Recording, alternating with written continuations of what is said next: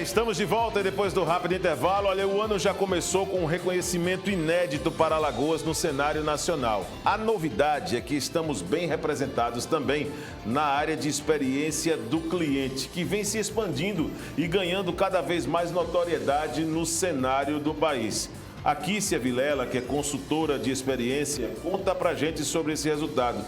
Kícia, muito obrigado pela presença, daquela energia, né? Uma equipe também muito bacana. Parabéns pelo trabalho, Alagoas hoje referência, mas vamos falar um pouquinho sobre os benefícios de uma empresa investir em experiência do cliente. Bom dia. Vamos lá, Viderlan, bom dia a todos que estão nos assistindo. Eu estou muito feliz por estar aqui com vocês hoje. Muito obrigada pelo convite e principalmente, né, como você falou, está, né, representando Alagoas no cenário nacional. E uma área que é tão importante, como você já adiantou, traz tantos benefícios para as empresas que se dispõem a investir nela. E aí, quando você me pergunta, Kícia, quais são os benefícios de investir na experiência do cliente?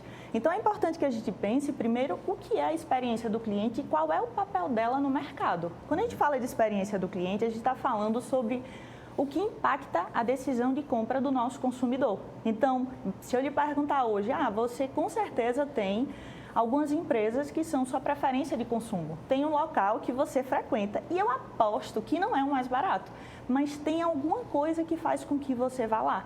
Essa alguma coisa, na verdade, é um conjunto de fatores que a gente nomeia de experiência do cliente. Sim. E aí, conceituando isso rapidinho, você diz, quais são os benefícios? Os benefícios são a preferência de compra desse consumidor e a propaganda do próprio negócio pelo consumidor. Perfeito. Quantas vezes nós não já recomendamos empresas e locais para outras pessoas?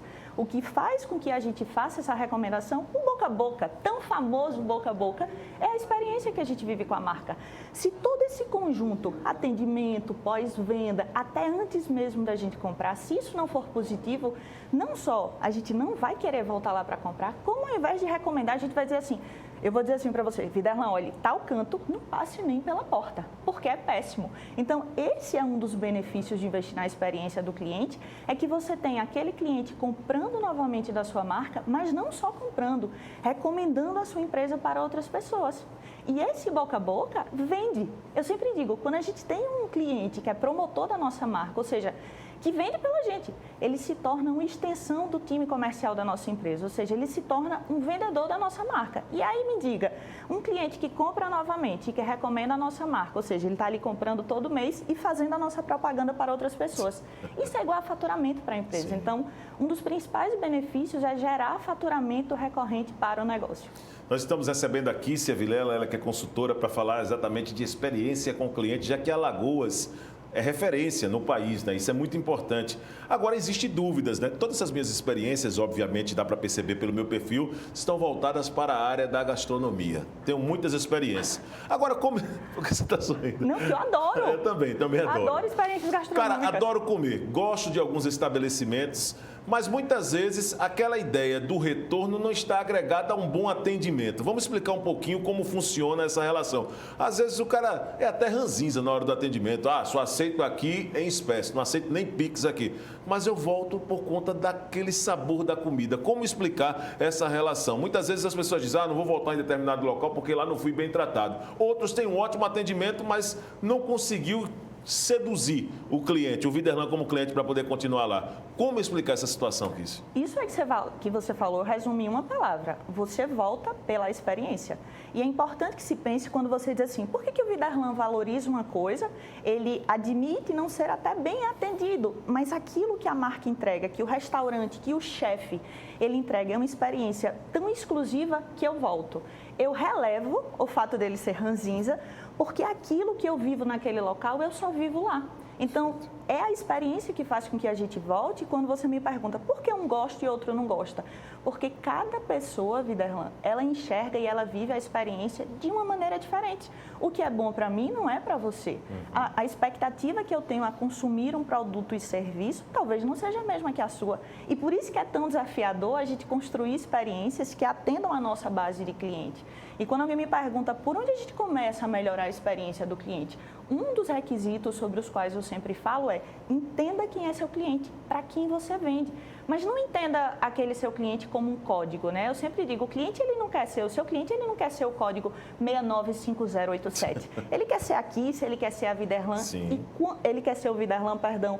E quando a empresa ela entende isso e ela trata o seu consumidor, o seu cliente, como o indivíduo que ele é, ela vai oferecer aquilo que ele valoriza, como você. Maravilha. Agora, entendendo bem a coisa, tem muita gente que ainda está naquela filosofia de que um bom atendimento é suficiente para garantir o sucesso.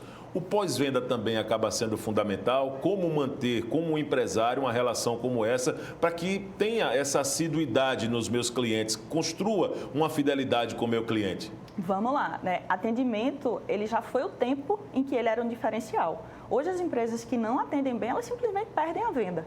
Tão simples quanto isso. Então, o pós-venda, ele vende. Eu sempre digo que vender para quem já é seu cliente é muito mais fácil.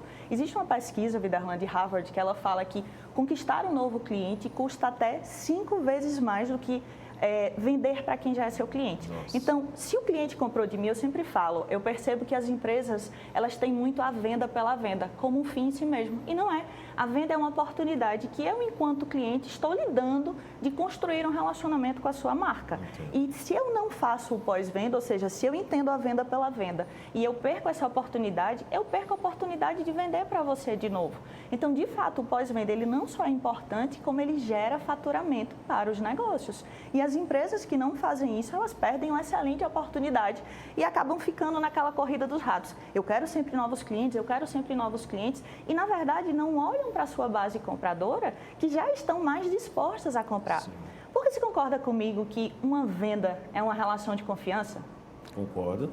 Então, e como é? Total. Então, é um trabalho danado de conquistar a confiança de alguém. Muitas vezes eu chego em uma determinada loja com dúvidas sobre o produto que quero.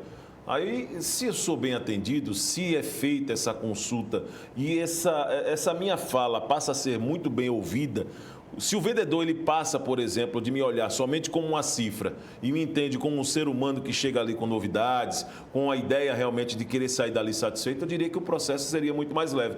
Mas já fui muitas vezes atendido também para comprar algum item, sapato, roupa desse tipo, que o vendedor... O senhor gostaria de ser atendido? Eu disse, muito. Gostaria sim. Estou aqui querendo uma roupa assim, assim, assim. Ah, senhor, eu tenho essa roupa que vai ficar ótima em você. Quando eu vou vestir a camisa, o botão fica quase atirando que vai bater na câmera. Fica quase atirando que vai bater na câmera. Então, eu digo, rapaz, essa roupa não está bem não. Não está ótima no senhor. Ou seja, está me vendo como cifra. Então, eu saí de lá muito chateado e insatisfeito. As empresas alagoanas, elas têm buscado na preparação, a qualificação para seus funcionários, porque eu diria que o pilotão de choque é o que garante também o retorno do cliente nesse momento, que se eu estiver errado, pode me corrigir, por favor. Não, você está certíssimo. Isso que você falou é muito interessante, né? Quando a gente quer vender, quando você tem um vendedor querendo lhe vender uma camisa que ele claramente vê que não cabe em você, ele está desconsiderando um objetivo fundamental da venda, que é atender à necessidade do cliente. Se ele lhe vende uma camisa que não ficou boa em você, ele não está atendendo à sua necessidade.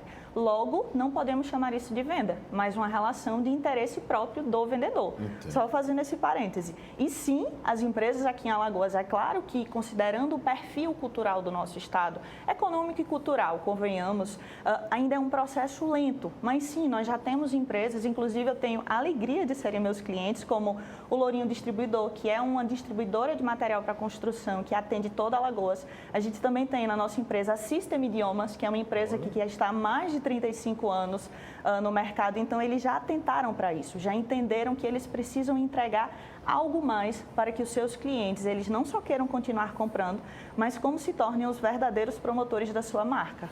Agora, vamos falar um pouquinho das questões relacionadas a projetos. Quais são os primeiros passos que um empresário que quer mudar um pouco esse comportamento, que quer seduzir aquele cliente que nunca passou na porta da loja dele, mas construir a partir dali uma fidelidade, precisa adotar já a partir de agora, que isso não é para ontem nem para amanhã não, é para agora mesmo. Vamos lá. Vamos lá. Vamos começar com a pergunta. Qual a chance hoje, se você tivesse que me dar um presente, de você acertar no presente que você fosse me dar? Você está me conhecendo hoje.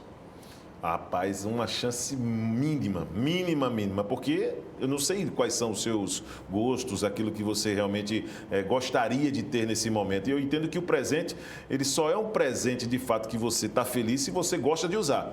Exatamente. Se eu encontro a pessoa na rua 3, 4 vezes com a camisa que eu dei de presente, eu digo, cara, esse presente valeu. Se eu ando na rua com um copo Stanley, é porque gostei do presente, né? Daquele que... Então, eu acho que essa relação, ela precisa ser construída dessa forma, conhecendo primeiramente a pessoa. Então, respondendo sua pergunta, as minhas possibilidades são mínimas nesse momento. Exatamente isso. Então, isso se aplica às empresas. Quanto mais eu conhecer o meu cliente, você perguntou, o que é que eles podem começar fazendo? Quanto mais conhecer o seu cliente, melhor ele vai conseguir atendê-lo. Porque quanto mais eu entendo o Viderlan como indivíduo que ele é, eu vou conseguir adotar ações dentro do meu negócio que atendam a necessidade dele. E nem sempre só a minha. Então, conhecer o cliente é o primeiro passo. E aí você vai me perguntar, como é que a gente faz para conhecer o cliente? Isso. Pesquisas. Inclusive, a minha empresa ela é especialista em métricas de experiência do cliente, de escutar o cliente. Então, se eu pergunto para o cliente, como foi a sua experiência de compra na minha loja? Ou, como foi a sua experiência? Porque é muito importante que se diga que, para um cliente construir uma experiência com a marca, ele não precisa necessariamente ter comprado dela. Então, às vezes, a gente desiste de comprar no meio do caminho. Entendo. Quem nunca tentou comprar de uma empresa e foi tão ruim, foi tão trabalhoso que a gente desistiu? Então, conhecer esse cliente aplicar pesquisas com ele, através desse entendimento, cada vez que eu pergunto para ele, o que você acha que eu posso melhorar? O que foi bom aqui? O cliente fala, desde que a empresa esteja disposta a escutar. E para vocês que estão nos assistindo, entendam sempre que o feedback do cliente, ele não é ruim, ele nunca será ruim. O feedback do cliente, se eu, enquanto cliente, chego para uma empresa da qual eu consumo e digo, olha, eu acho que vocês podiam melhorar nisso. Salão de beleza, o processo de agendamento de vocês está dando muito trabalho. Então, ele entende que agendar desse jeito vai dar trabalho. Então, o cliente ele é um consultor gratuito do seu negócio. Sim. E as empresas, se quiserem retê-lo, né? Porque também se não quiserem, nem precisam fazer esse esforço. Precisam conhecer esse cliente, aplicar pesquisa de satisfação para cada vez mais fazer mais do que o cliente gosta e fazer menos daquilo que faz com que ele deixe de comprar dela. Respondi a sua pergunta? Cara. Parabéns, cara. Parabéns e parabéns pelo conteúdo, né? Pela segurança, da maneira como você expõe esse tipo de situação. Só vou fazer uma pequena provocação para nós encerrarmos a entrevista. Claro. As empresas elas têm adotado muito o uso de inteligência artificial para poder ter naquele grau de satisfação a chamada nota de 0 a 10.